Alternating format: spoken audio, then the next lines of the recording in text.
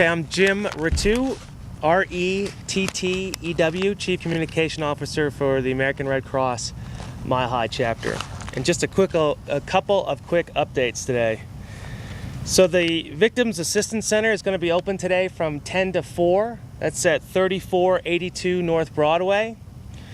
And the Victims Assistance Center is often the first step to get back on the long road to recovery. There we're doing individual assistance plans for families that have been affected by the fire, and often families qualify for emergency financial assistance.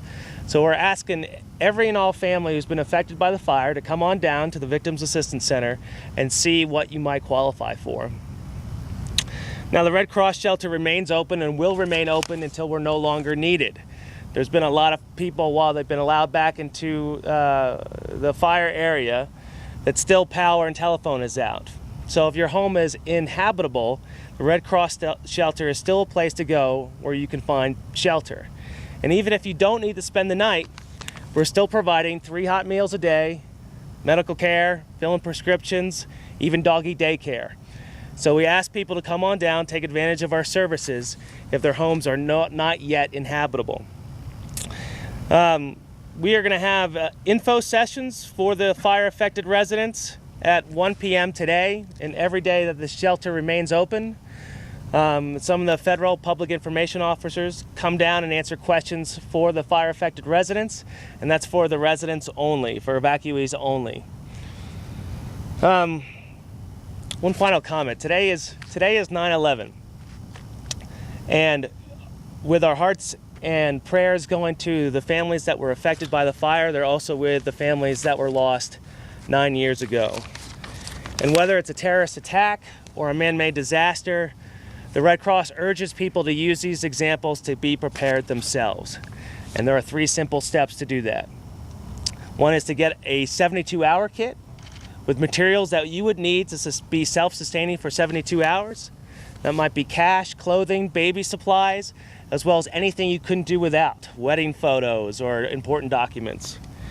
Second is to make an evacuation plan, whether it's from your home or your office, and also a communication plan if your family were to be separated during a disaster. And also just be informed about your community's disaster plans, as well as what disasters might affect you. That's all I have. Terry? Could you give us that address again? And is the Victims Assistance Center the same address as the shelter? The address of the Victims Assistance Center is 3482 North Broadway. That's basically the corner of Broadway and Iris. That is a different center than the YMCA. The YMCA is at 2850 Mapleton, which is the corner of 28th Street and Mapleton Avenue. And the Victims Assistance Center is open from 10 to 4, you said? 10 to 4 today and tomorrow. 10 to 4. Is media welcome to come down to the shelter? Yes, we have limited access. Just come see me or another public information representative. You know, the shelter, we consider the shelter their home. And just as we all wouldn't barge into someone's home, we try to have reasonable access and privacy for the residents. And some people like to talk to the media and some people don't. And so we want to respect that privacy. So just come on down and we can see what we can do. Approximately how many families are staying at the shelter?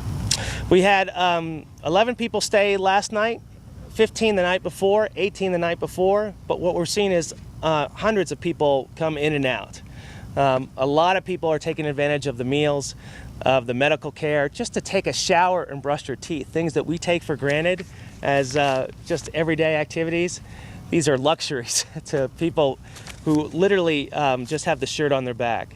The other service is that Colorado Freedom, which is another nonprofit, has a clothing drive going on. People are dropping off clothes, and you can get clothes if you've been affected, which is nice because a lot of these people, they've been in the same smoky shirt that they left with in the fire on Monday.